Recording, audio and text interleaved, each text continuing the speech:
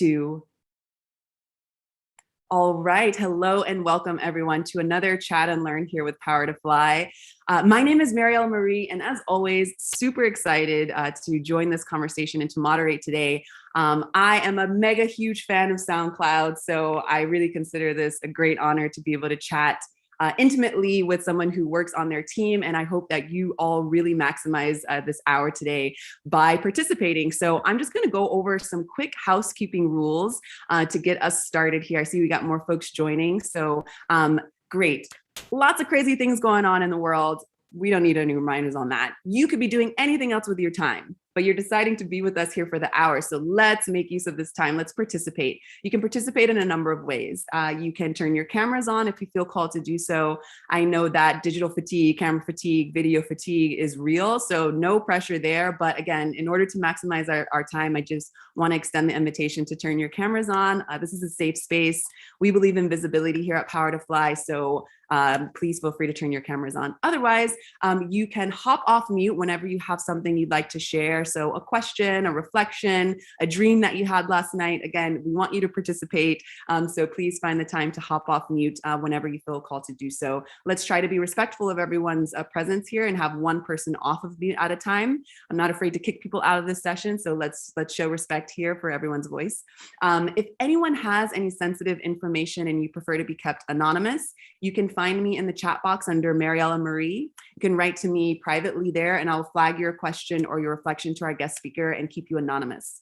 One thing I'll say is if you do hop off mute, you will be featured in our live recording as this is being recorded. And with that said, I'd like to invite everyone to stop multitasking if you can. I know it's a big challenge because we are multitasking kings and queens these days, but close those tabs out, be present with us so that you can hop in and participate whenever you feel called to do so. I'm going to sound like a broken record throughout the conversation to invite you to write in the chat box or hop off of mute just in case you need those nice encouragements there.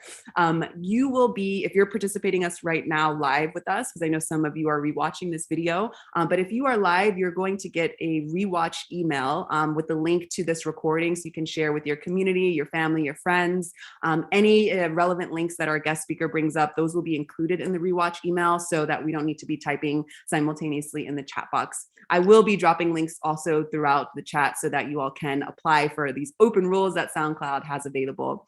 The last thing I'll say is we'd love for you to follow us on socials and subscribe to our YouTube channel so you can keep up with all the great chats we've got in store.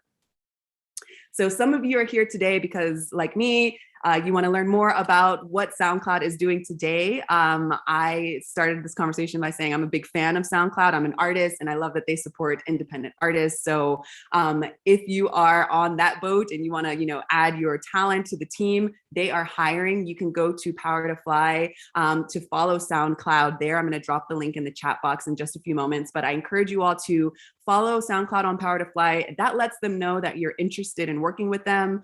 You'll also be pinged whenever they have any open roles come up, any new content that we put out, any videos or interviews or blogs, you will be pinged there. So I encourage everyone to follow SoundCloud on Power to Fly. And in just a few moments, I'll drop a link in the chat.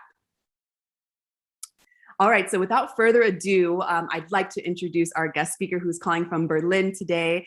Tiffany is working at SoundCloud here. She joined me and we kicked off this conversation with high vibes, joyful as we were reflecting just on our interests. So I know that she has a lot of knowledge to share today and I know that she's going to bring her best self to the table. So I ask you all to do that as well by participating. But I'd like to introduce Tiffany here, who has been bridging connections between makers, operators, and subject domain experts in the tech industry for 2 decades.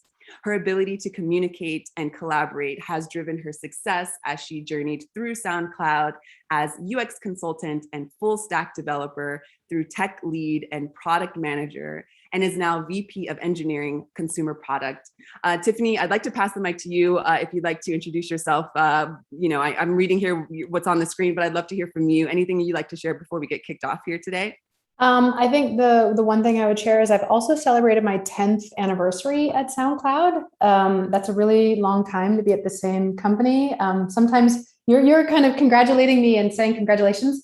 I basically didn't quit. But I also I've seen a lot of things happening at the company over time. So you can see I've done a lot of things, but that was over 10 years. So I've really experienced a lot of things and a lot of evolutionary change at the company as well.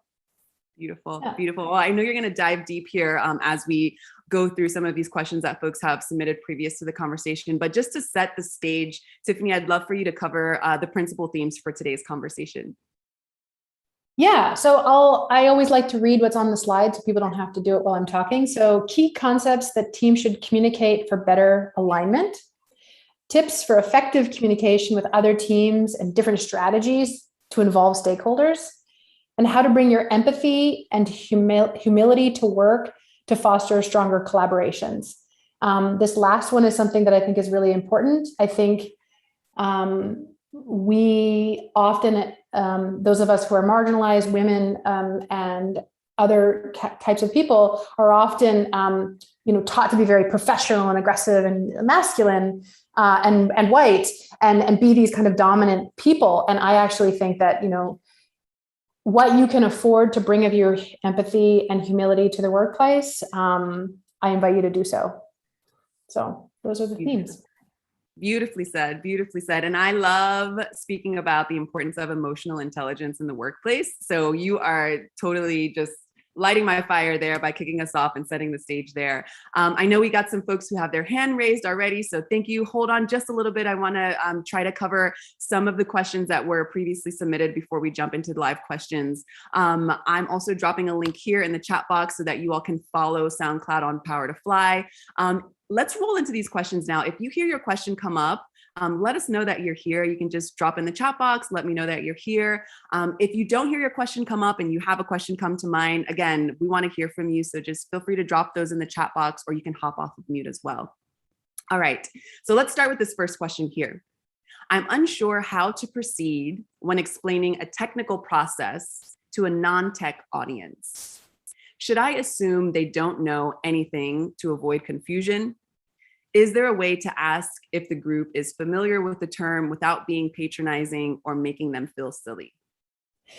So yeah, this is the great first question, because when you're talking to a non-technical audience, you have assumptions about what they know. They also have assumptions about what you know. And I think the question itself is about how do we get past assuming something, which might be not necessary to assume, or might be insulting if we assume. So what I normally do when I'm entering a conversation with anybody, not just a non-technical person, but somebody who is, deemed higher or lower experienced than I am, I often will start the conversation by saying, I don't know the full extent of your experience with this topic, so I'm going to speak as plainly as possible. But if there's anything that I'm talking about that is new to you, please let me know and I'll go into more detail. Or, if I'm covering a topic and it's something you already know about, just let me know. I just say it up front. I don't know your experience. That's fine. I want to work on the same level with you. And this is my approach. And it's just an invitation to let people know. So I find that whenever I work with, the thing is, a person might be a non-technical person. They might be a designer at your company or in accounting. That might be their second career. They might have been a programmer, right? This is, I think, the issue here. So I think just being really open about the fact that I don't know your personal experience and you're I like to say familiarity. I don't know your familiarity with this topic. That's how I usually go about it. Mm-hmm. I love that you are setting the stage that way. Communication is key just across the board in order to create that safe space so that people can bring their authentic selves to the table. When I'm moderating conversations, I try my best to be as inclusive as possible, for example. And even when it comes to acronyms, I know that DEI is a huge term. I don't expect everyone to understand or know. And actually some people question, what is DEI? And so I try to say diversity, equity, inclusion, even though that might take me more time. I'm not assuming that everyone knows what I'm saying. And I also find it very important from my end that people know that we're talking about this really chewy topic that's put into, a really small acronym, for example. Yeah. And I also like, so yes, I do that also. And I also will say things like, so just briefly, what's your background with XYZ thing? And then, I let them know my background. And so that way, I also will let someone know my expertise or experience with their area. I'll say, I have to be honest with you. I really don't know a lot about your area. Could you like start by telling me? Or I could say, so maybe something you don't know about me is that I actually used to do product management. So like some of this stuff is familiar to me. I just say this up front to let them know where I'm at for what their expertise is. Mm-hmm. Great. We've got some folks writing in the chat box. I like using the term familiarity. I will carry that tip forward. Thanks. Awesome. We're already getting kicked off here with some nuggets to take home. So let's see here. Sandra writes, "What about from?" Sorry, I would like to address Sandra's question. It's in here, which I think is really important, which is the other side. What about the one who doesn't understand some of the technical terminology? I do want to address this one right here. I think this is where you can say, I really want to understand this better. Could you back up for a second and like, let me know more about that? And could you also let me know how that relates to what we're talking about? So basically say like, hey, I need you to back up. I want to be on the same page as you. Not only explain it to me, but like, let me know how that's going to be relevant for the conversation. Or is that something that I need to know about right now? Because technical people like talking about technical things. Sometimes it's not important. So you need to make sure that you say like, hey, I'd like to understand that better. Like, will that help us in this conversation? That's what I would, you're trying to express to them why you want to know. I want us to move forward. And for that, you're going to have to explain some things to me. Love that. Yeah. Love that. And having no fear, right? The expectation that this like ideal of perfectionism or that we know everything all of the time. I think we just need to shatter that. It's a huge, we need to demystify that. And I think that these kinds of conversations are very generous in setting up the scene for that. So I love that you're hitting on that. I'm going to flag something that's also being written in the chat. Stella writes, "How do you navigate the tech world that is very male dominated? I was a former special education teacher transitioning to customer success, and I'm familiar with a female dominated industry. So this is a new change." Wow. I think this is actually an entire other track of conversation, because I think, how do you navigate the tech world is very male dominated? Stella, if you're comfortable and if you would come off mute, are you a technical person in a technical world, or do you identify as non-technical? Hey, Tiffany. I don't even really know. I'm just trying to pivot to the tech world. And, I know a lot of the ed tech stuff, but I feel like they're like, cool. Do you know SaaS? Cool. Do you know this? Like, it's always like never enough. And I'm like, I feel like they don't understand really what customer success is. So that's what I'm like going up against. Right. I think back to what I was saying earlier, you might ask them like, if I knew more about that, how would that help right now? I think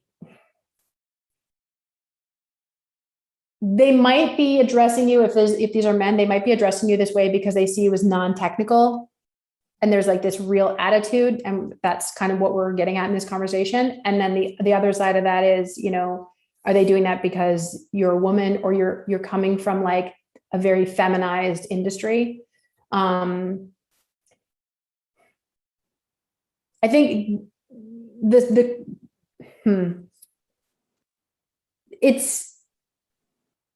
is a whole other conversation. I feel like this is a whole other conversation. I don't want to push it aside. I just not sure I feel prepared to like this. This is like the question, right? And I think what we're talking about is a very specific slice of that question, which is like, if you see yourself in a non-technical role and you're a woman and you're talking with technical people, sometimes we can get that. No, it makes sense. No, yeah. I'll for sure hit them back with your question. Like, you know, what that I could be trained on, because I could watch any video and learn it in 2 seconds. So yeah, thank you. Yeah. Okay. Thanks.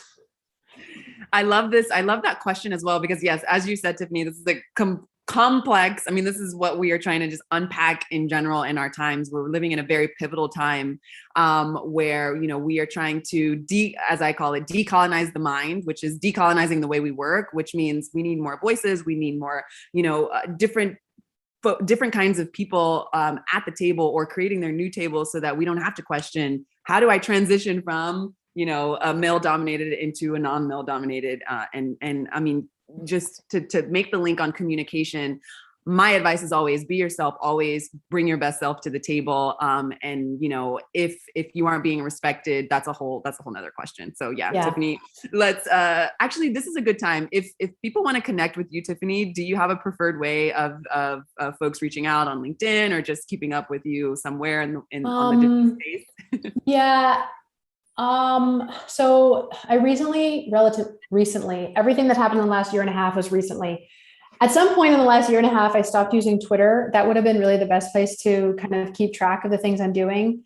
As it relates to kind of these sorts of topics, I'm not really out there right now. I think this is the kind of forum that I have the capacity for. I tend not to connect with people on LinkedIn if I don't know what the connection is. So if you do want to connect with me if you do want to connect with me on LinkedIn, please mention that you were in this session, and maybe like what element of it you're especially interested in, and we can start a conversation there. Because I tend to only connect with people that I like know what the connection is. So I would say LinkedIn might be right now the best place in this context. If you're really enthusiastic and want to have a conversation, my email address is very easy to remember. It's Tiffany@SoundCloud.com. So you can also just email me there. Yeah.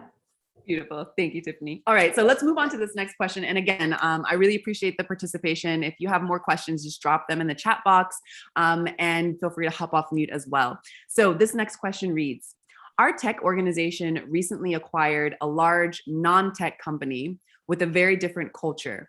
Any suggestions on ways to get the two divisions to communicate more effectively with each other? Yeah, so I read this question ahead of time, and I haven't personally dealt with this. And so these are just some ideas. I don't know what approaches you've taken. I'm trying to apply some similar ideas. I think an idea I have, and if you're willing to do this, is to have a conversation about conversations, which is to say, acknowledge that you have very different cultures, and acknowledge that there are things that your company values in your communication culture, and that there must be things on the other side that they value, and they might be some of the same things or might be different.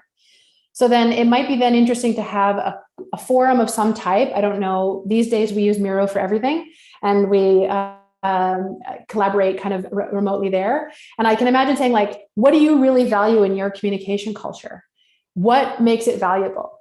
And actually consider adopting some of the things that team is doing that's working for them, and inviting them to do some of the things that you're doing, because there might be this blended version that is better, or they'll be like, wow, I can see how that works for you. And maybe like, we have a New York office and a Berlin office, and like this meeting is Berlin rules, whatever Berlin rules is. This is a New York rules meeting where we're going to talk in a New York rules way.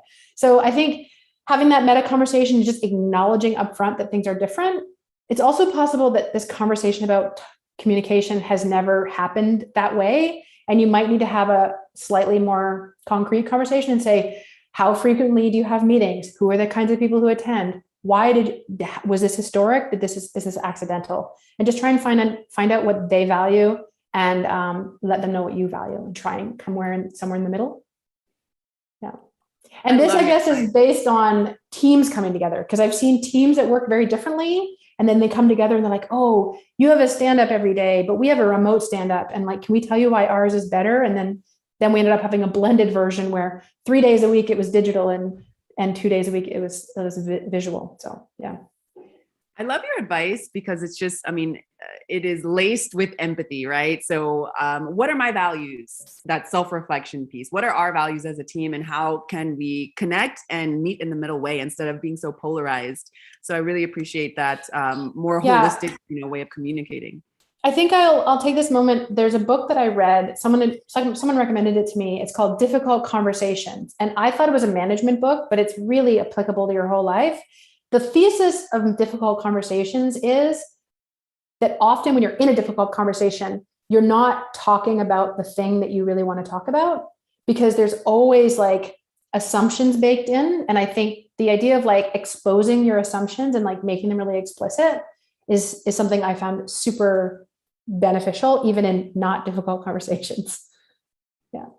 Beautiful, beautiful. Thank you so much, Tiffany. Okay, so let's move on to this next question here. Again, if you're live with us and you have something come to mind based on our responses and our reflections, feel free to drop those in the chat box at any time. Okay, so let's move on to this question here.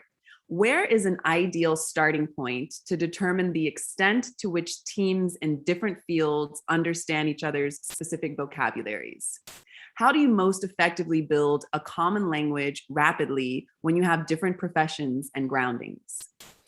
So I think this is about different teams. This is actually really similar to the first question about, how do you avoid confusion when people don't know terms?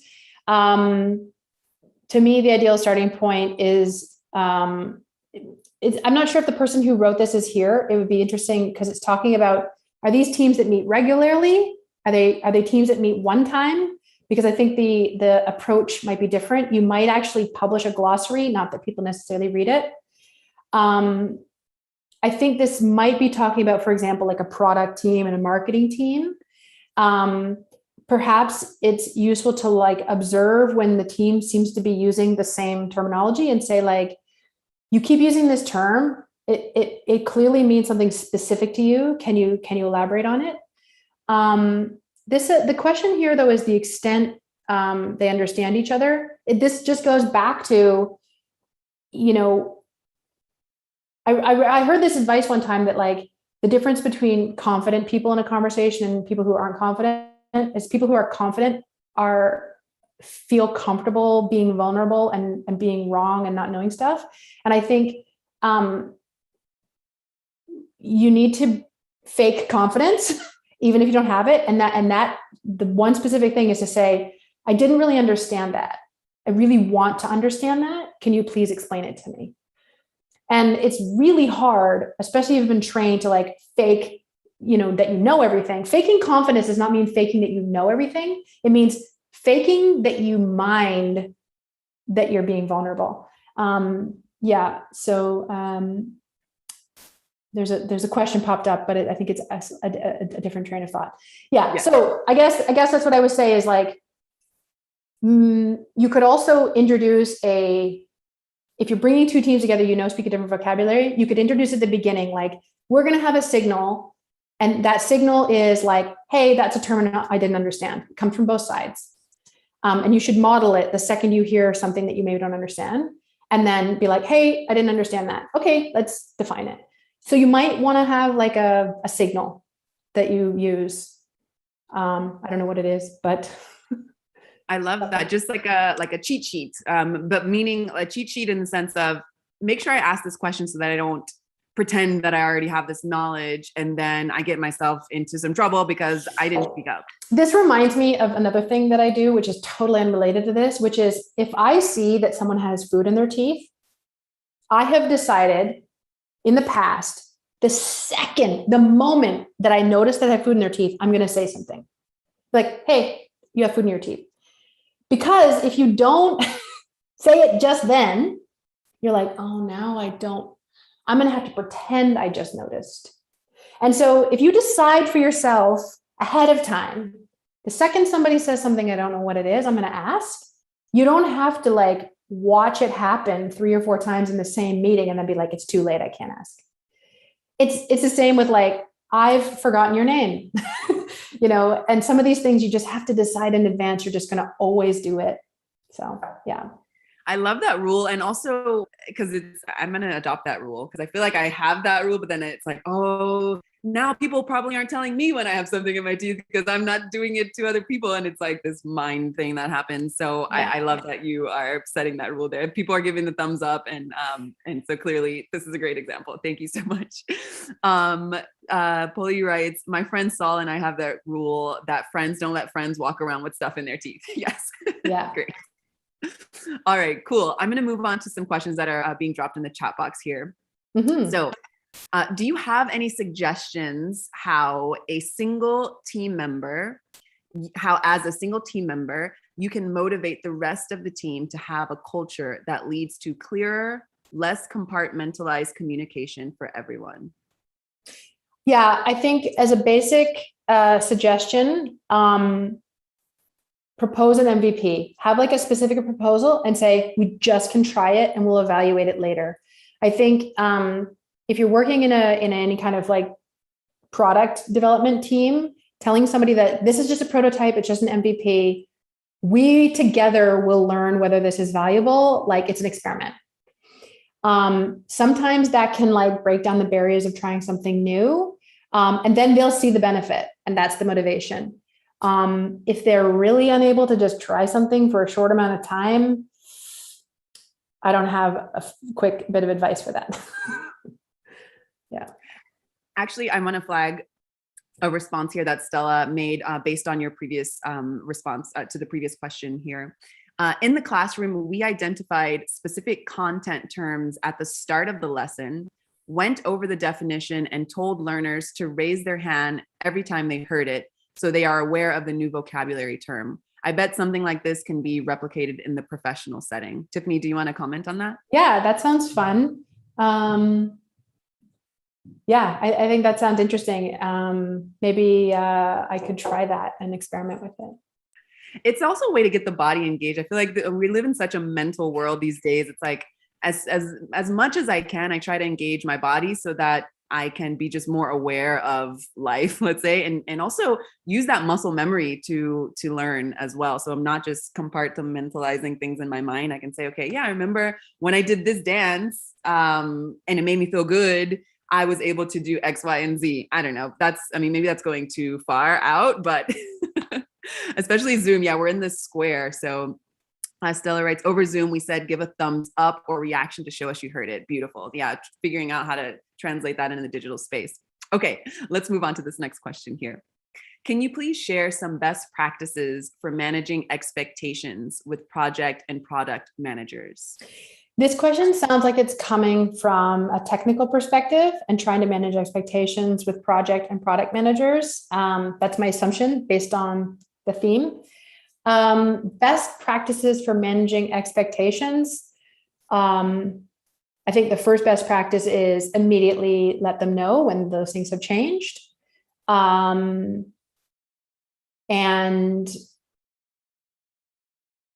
make sure that they feel comfortable with why and how it happened. I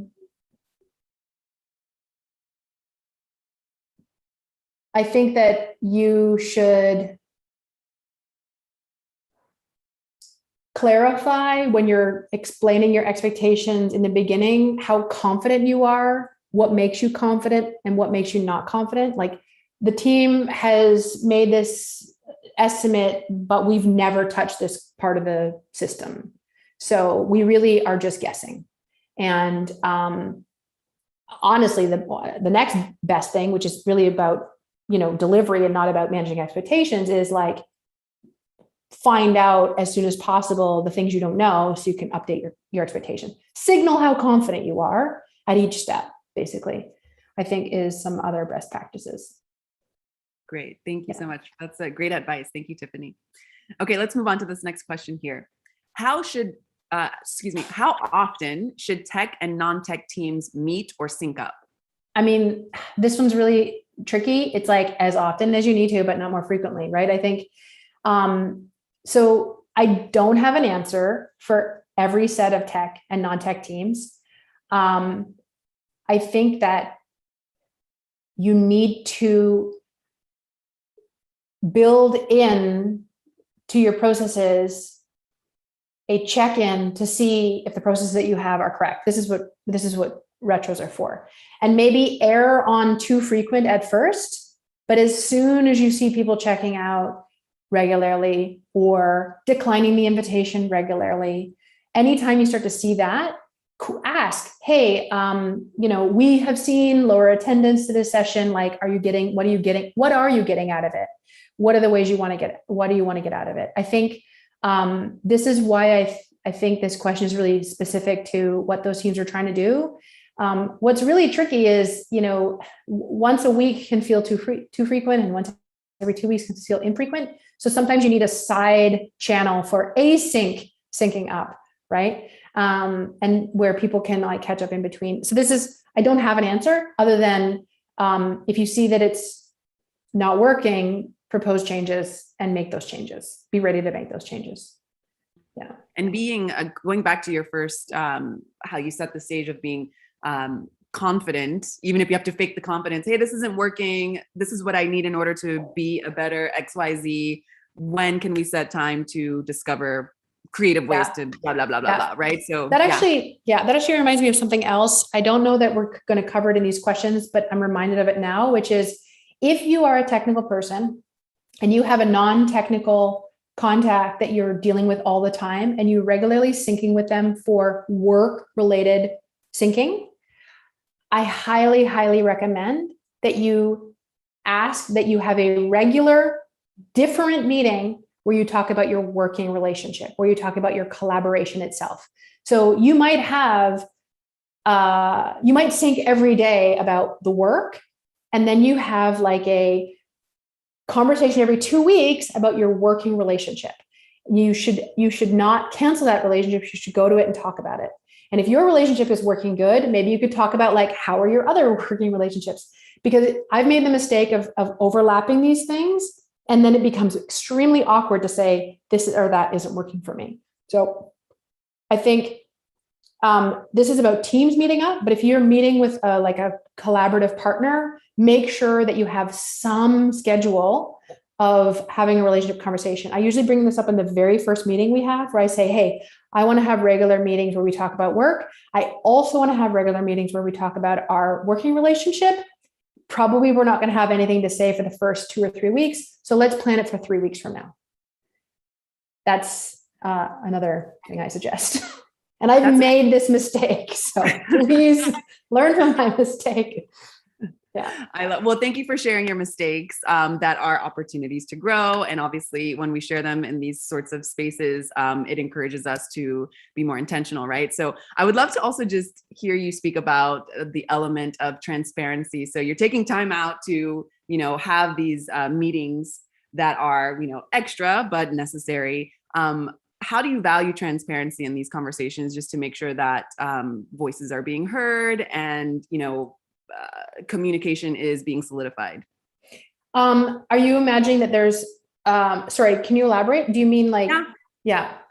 So being honest, transparent, what you need. If you, let's say like, let's say that there is a woman of color, the only that is very often in the world of technology that maybe feels like she can't speak up in different settings. So this meeting might be a good time to set the safe space to be transparent, to say, actually, this just happened in the world and it's really affecting me. It's affecting my work. How do you suggest? So being transparent with how to bring your best self to the table in that setting. Yeah. So I'm still confused if you're talking about I was talking about like a one-on-one meeting with people where it's supposed to meetings to meetings, but in any case, I think like one of the things you're talking about is, how can you be present at the work and kind of what's going on around you?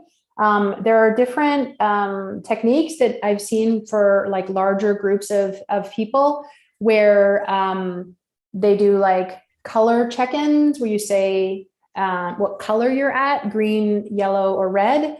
And then if whatever color you say, you give your whatever comfort level you have of elaborating on that. And, green is I'm fully present and enthusiastic. Yellow or red is like, I'm not able to be fully present, or I'm really in a terrible mood or whatever. And then yellow is like somewhere in between. And so if you're going to be going into a meeting that demands a lot of energy from people, like maybe it's a workshop or you're meeting for the first time as a group, and there's some question about how people might be able to contribute based on that, or then maybe I suggest introducing this. Maybe if it's a hot topic, you might want to ask people. If someone in the meeting is red, you can just cancel the meeting and be like, thank you for sharing. Like, this is not the right time. Like if that person was sick, you would not ask them to participate. So I think that's a little bit in the direction you're talking about. But the other aspect, which is, let's say we had a partner relationship, and I had the situation where my product partner was just not including me in all the conversations that I thought I needed to be included in. And I was learning things from my team instead of from them. And I focused on why I thought this was detrimental to them. I was like, hey, when I hear about this from someone else on my team, I look bad, and I'm not prepared to back you up. Like I can't then also be giving people the same message you're giving them. And so, in some situations, like explaining how, a lot of times you give feedback, you're supposed to say how it impacts you. Can be sometimes more convincing to explain how it impacts them. Like if you are mean to me, just at a base thing, if you're rude to me, I'm going to tell other people that you're a jerk, and they're not going to I'm very influential, like whatever, and sometimes you need to tell other people how it's going to affect them, to be influential. And in this particular case, I was like, I can't serve you as an engineering partner if I don't know everything. Yeah. Great. Thank you so much. You really dove in deep there. So I really appreciate that. Tangential. Yeah. Yeah. Thank you. Thank you. Okay. So let's move on to this next question here. How can non-tech people in telco business get basic technical skills for better understanding and improving interdepartmental work relationships between teams? I want to be able to understand and explain telco pain points from a technical point of view. So I don't have specific telco experience, but I think you can insert kind of in, specific business. I have seen people at SoundCloud who are not programmers, who want to understand programming better in order to have better work relationships. There is a lot to learn on both sides, right? There's so much for me to learn that I don't know on, the person's a lawyer. Like I don't know anything about her area, and programming is this like ongoing experience. And so I think like the point here is that, you want to have clarity on, why are these things relevant? And I think as much as you might be frustrated, you're talking nonsense to me. I don't understand the technical details. If you understood the technical details, then you might like have it revealed to you why this is relevant. But even two technical people talking to each other might not be talking about why does that matter, right? So like from a technical point of view, for a telco, for example, the distance between repeaters has like fundamental physical properties that result in signal loss. For example, I happen to have studied telecommunication systems. That's not what's so relevant. I think what's relevant is that there's a degradation of service. Like the actual technical reasons, aren't so relevant. So, what you're getting at here is you want to understand what the impact is. She was saying to me like, oh, should I take some courses? And I'm like, if you take courses, you're going to start way, way, way at the beginning of the learning journey. And like that learning journey is really long to get to where I am. Like, I don't want to be offensive in this way, but like what you're talking about is like a really advanced topic.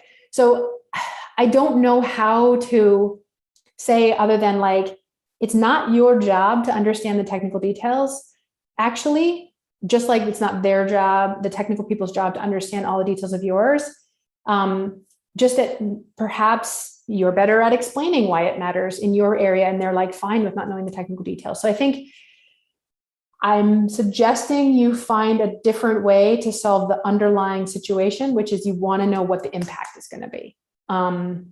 Because otherwise you're just on the same lifelong learning journey as the person whose job is to do that. Basically. Yeah. Great. Beautifully said. Thank you. Thank you for your thorough responses. I'm finding this very helpful, and I know that our live callers are as well, because we've got lots of movement in the chat box happening. I can try and speed it up for the last ones here. Yeah. No, take your time. I love that you're diving deep. Thank you. AV, I will flag your reflection in just a few moments, but I just want to segue into this next question here. How should our approach to these issues change when you are in a hybrid team, remote or on site? So everything that you've talked about up until now, we're moving into the world. Maybe folks are going to continue to stay remote. Maybe they move into hybrid. Maybe they go fully back into the office. What would your approach be there? How do these approach change when you're in a hybrid, remote, and on-site? You said a lot of things at the beginning of this call about being present and being able to focus on the meeting, and like those realities just exist. So, what you can do is try and be present and whatever. You can't necessarily control if other people are doing that. I think, especially since we didn't necessarily sign up for being remote, I think that or your workplace is like resistant to it and hasn't fully accepted it yet. Sometimes you just have to accept that people aren't fully present and you need to like accommodate for that and maybe reiterate it and say, hey, I'm going to take some notes. I'm going to share the notes at the end and things like that. So just understand that people are at where they're at, like they're in their place where they are. They may or may not be physically comfortable. I guess my approach, and this question was asked beforehand, not now, but I think, my approach is always like, just have some empathy for where other people are at and like, and acknowledge it openly if you can. Yeah. So. Beautifully said. How would you like people to treat you? Put yourself in the other person's shoes, and just try to bring your best self to the conversation there. Thank you so much for bringing us back to empathy. I know you kicked us off with empathy, and now you're just lacing the reflections here to these questions with more empathy. So I'm flying high now. I appreciate that, Tiffany. And I highlight that because, in my opinion, not enough empathy, not enough emotional intelligence is being practiced in the workplace, and then we stay in this mental space that just adds more friction. And when we're trying to develop our communication, I think, empathy is key. So I really appreciate that. Stella writes, empathy is everything. I say I'm bringing the human to CS. Great. All right. I just want to flag something that AV wrote here in the chat box, just a reflection. I'm a content writer doing customer documentation. When I was hired, we had a problem getting updates about product changes. Now I attend stand-ups and demos for one of our product teams and update marketing on updates and changes to help our team stay aligned. Getting integrated in the process worked best for us, and we meet for more detailed discussions as needed. Tiffany, would you like to reflect on this? Yeah, this is great. I think the fact that you're willing and able to attend those stand-ups, presumably as a listener, is really great because you start to hear everything at the same speed everyone else is. You get to hear the things that are delaying. You have that empathy for what's going on. We had a specific. If this is a lot to ask. What we've had in our situation is in our community team, we call it the customer support. They some of them have specialties, and they will have a dedicated session to meet with that product team. And one of the agenda items is like new product features coming up that you need to be alerted about. And then another question is like, are you seeing especially many new problems emerging? And then there's like a slower cadence of what are some problems you see with really high frequency, but that are never top of a funnel.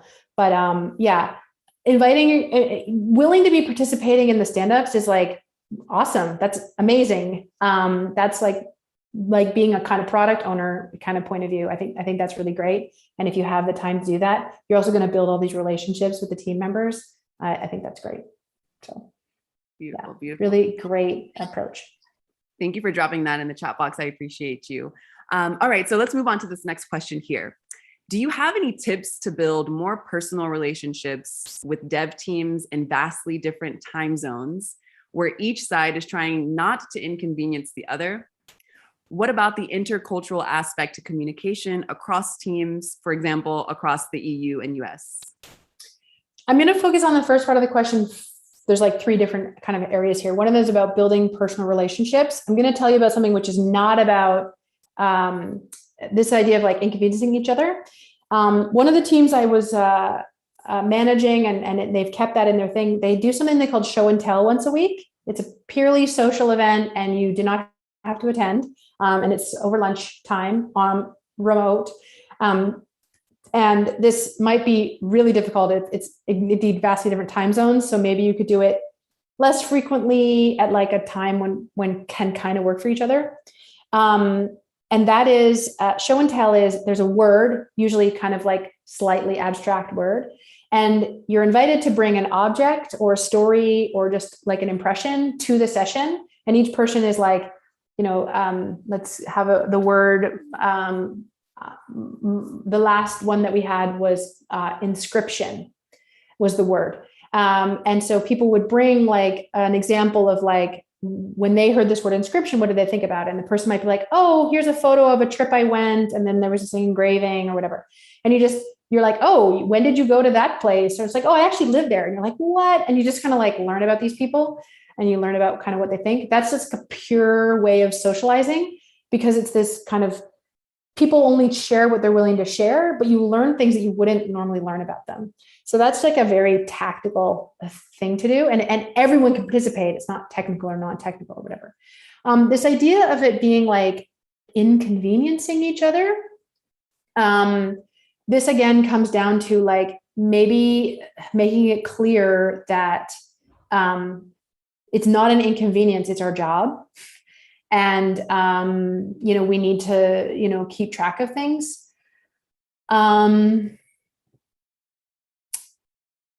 The intercultural aspect across teams, EU and US, this goes back to people have different communication styles. There's a lot in this question. Getting to know each other better can help with a lot of things. I've also heard about user manuals. I've never done this, but the idea is that you each describe and present like what works and doesn't work for you in a work setting. And this it can be very eye-opening for each other. So for example, for some people that might say like, I really hate to be disturbed. Like if I don't notify, if I don't respond to you on Slack, I really don't want to be disturbed. And other people are like, I really hate to find out that somebody was blocked because of me. And if you just know this, like everybody's individual and then they're written down. So that's like another sort of exercise you can try, because it's not just difference between cultures, it's different between people, right?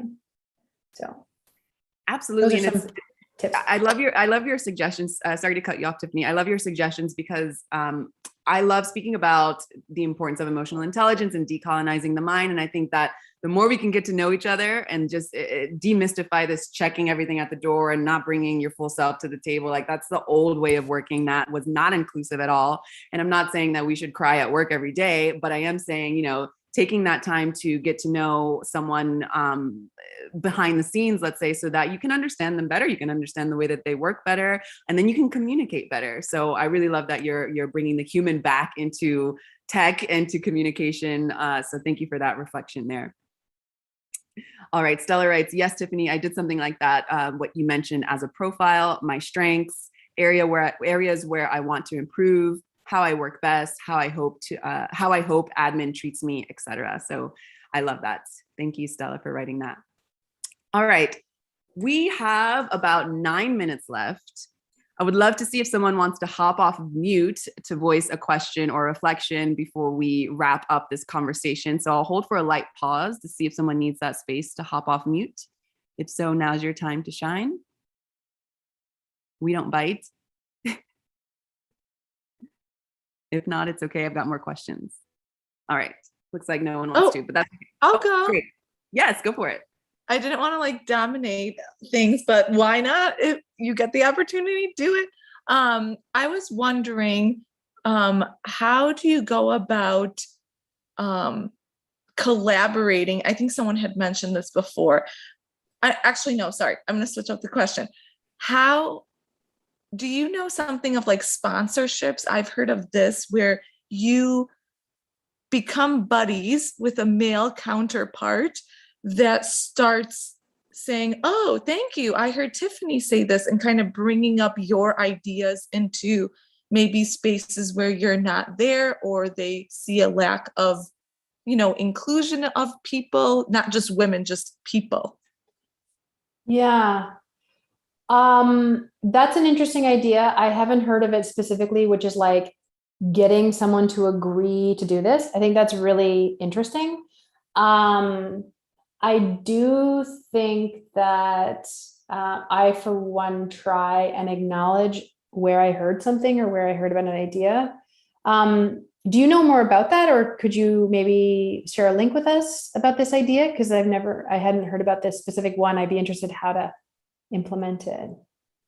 I would have to check back. It's a LinkedIn friend of mine that said this to me, and I go, sponsorships, what's that? And she's like, become buddies, with a person that's like-minded, who's best friends with management or C-suite. They're not C-suite, but they get invited to everything that you don't. Right. So it's like a mentor, but a sponsor. So I guess maybe I haven't explored much more about this idea of sponsorship. Sponsorship is where you verbally promote people or like speak good about them and push them forward. I think some companies do this. Instead of having managers, they have sponsors. I haven't worked in an environment like that. I think your manager should be your sponsor. So I don't know more about that. But no problem. I will look into it. Yeah. Awesome. Thank you so much, Stella, for hopping off mute. I appreciate you. All right. So we've got about 6 minutes left. Let's get real with Tiffany. So Tiffany, we asked you some questions. Everyone can see the screen, right? Give me a thumbs up. Make sure I'm not seeing it on my own here. Perfect. Okay. So I would love to have you elaborate, on some of your responses here. So how would you describe the culture in one word at SoundCloud? You wrote open. And open to progressive change. Would you like to elaborate a little bit on that? Yeah. So at SoundCloud, over the course of our history, we've had a set of values, and one of the ones that has been on there is open, and it's something that I think really describes the culture, which is default, share to all. We have had a culture of what we call open houses, where someone presents something, but they're also kind of open forums for discussion, trying to really keep things open. And so this is something that we do at SoundCloud a lot. A lot of things are kind of done in the open. They're done in open public channels, and people can just sort of see what's going on. But it also means that we're open to change, not just open with our information, but also like, I've seen us as a culture, like really take on new things and move forward. And so it's these sort of two different meanings of open. Beautiful. And that is definitely something we need more these days, especially. So I love that you're highlighting that in the work culture at SoundCloud. Okay, so let's move on to this next question here. What's your favorite part about working at SoundCloud? The enthusiasm of people and the complex challenges. Would you like to elaborate on that?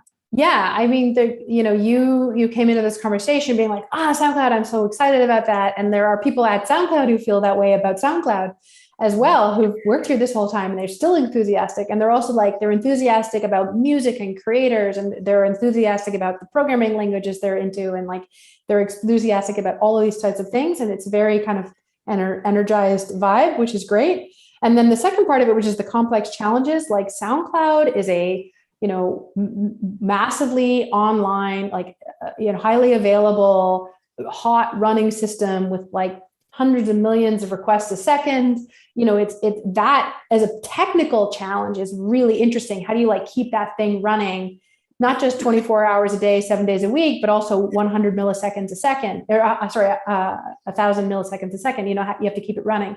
But then there's the complex challenges we have as an organization, because I've moved into management. So we have a lot of like, there's the New York office, there's the Berlin office, there's the technical people and the non-technical people. There's all of these different evolution of change, and that itself is also a complex challenge. And I don't like to be bored. I don't like to be just sitting doing the same thing over and over again, although that can be, therapeutic, doing the dishes, for example. But I find that the challenges also make me really excited about SoundCloud.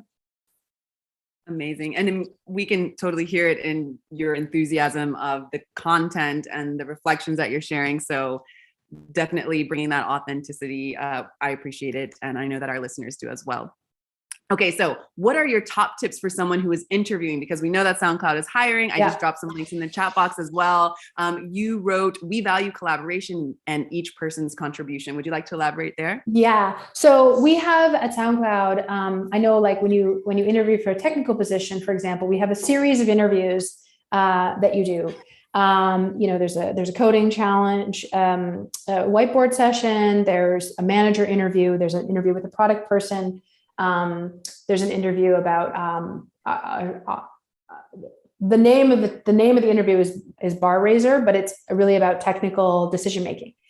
Every single one of these interviews, every single one of them is about how well do you collaborate in that context. We don't say that. We don't say like, this interview is about how do you collaborate with product people? How do you collaborate with people talking about technical problems? But really every interview is about how are you going to collaborate, and how respectfully do you speak about other people's contribution? Do you value other people's contribution as much as you value your own? And what do you do to draw it out? And what do you do to understand it?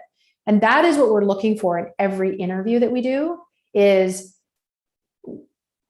are you a leader who brings forward collaboration? Are you a more junior person who is confident to bring your contribution, to collaborate in the ways that you can?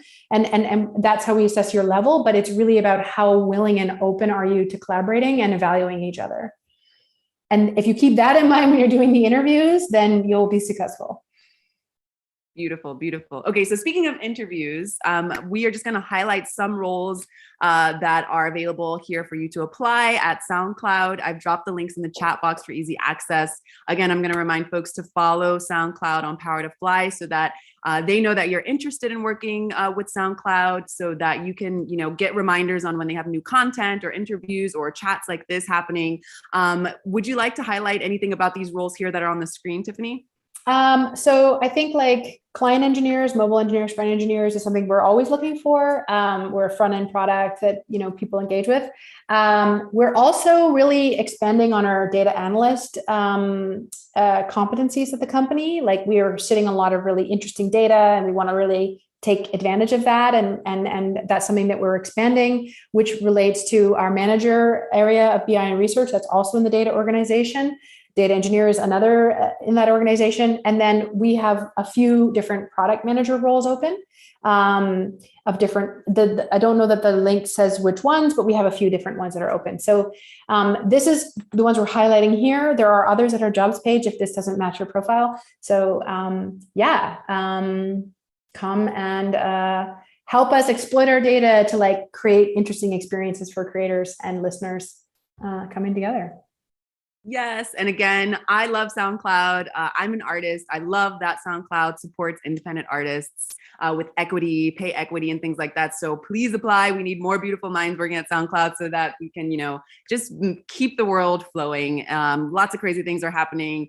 It's great to be able to work with a company or organization that really values inclusion and equity and all that jazz. So thank you, Tiffany, for taking time to speak with us today. Thank you, everyone. I see everyone's writing in the chat box saying that this was a great session. I agree. Feel free to rewatch this, send this link to your community, to your family, your friends, and I encourage you all to apply. Good luck applying. Thank you, Tiffany. Thank you so much. We'll see you on the next one.